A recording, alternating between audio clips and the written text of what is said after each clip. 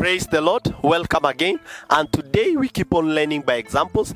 And today we are going to look from the story of Ezekiel chapter number 37. We all know the story of the dry bones, and it is very exciting.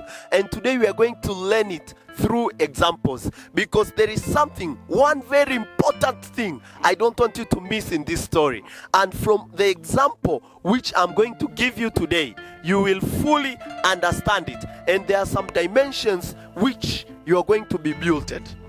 In our example today, I, Carlson, am going to stand as God, and Nelson, he is going to act as Ezekiel. And this table, it is the valley of the dry bones. This table is the valley of the dry bones. Now, look at this scenario. The Holy Spirit is speaking to Ezekiel. Prophesy unto these dry bones that they are going to be alive. Prophesy that flesh is going to come on them. They are going to get skin, and the breath of life is coming on them. The question is, while God is speaking, these bones are hearing. Why are they not changing? Because when the Holy Spirit is talking to Ezekiel, when the Holy Spirit is communicating with Ezekiel, the valley of the dry bones is also hearing. The bones are hearing, but they are still dry. They are hearing that God is saying they are going to be alive. God is saying that flesh is coming on them. God is saying that skin is coming on them, but nothing is changing. Nothing is changing. This is the first most important lesson I want you to understand. Because in any situation you are, the situation already knows what God has said. It can be your finances, it can be diseases, it can be about your health, it can be about your family, it can be about your surroundings. They already know what God has said. But these situations are waiting. They are waiting for you to speak. So the second thing I want you to understand is that the valley of the dry bones, even though it have already heard what God has said, but this valley is also waiting for Ezekiel to speak as how God said, and not to speak as how he wants. So when you are praying,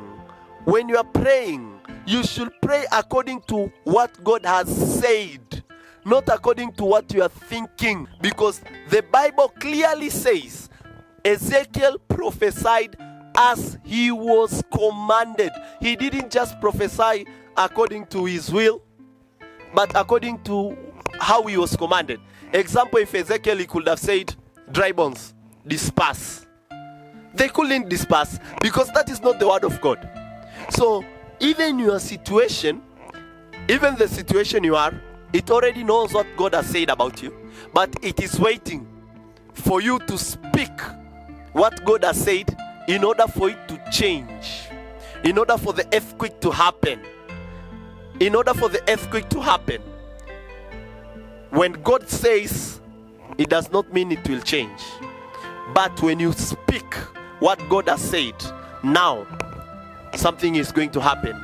And not your will, His will. His will, His words. This is something very important I want you not to miss on this example. Because Ezekiel prophesied as he was commanded, and results began to happen. If he could prophesy using his own words, nothing could have happened. Nothing could have happened.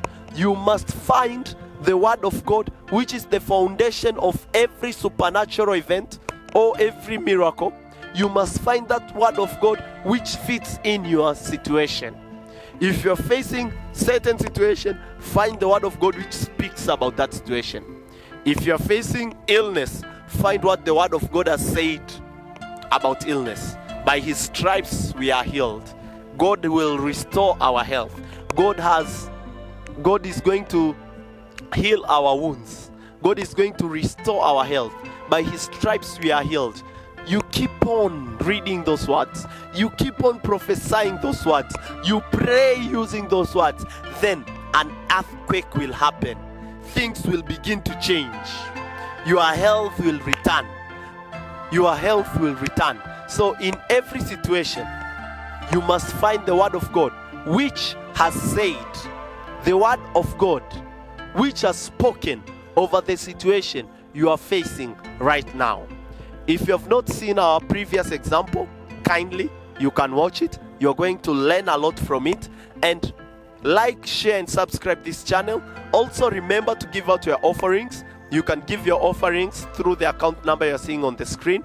God loves a cheerful giver. And God will bless you. He will make sure abundance comes to you. You will not need, you will not lack in any time of your life. Be blessed in Jesus' name.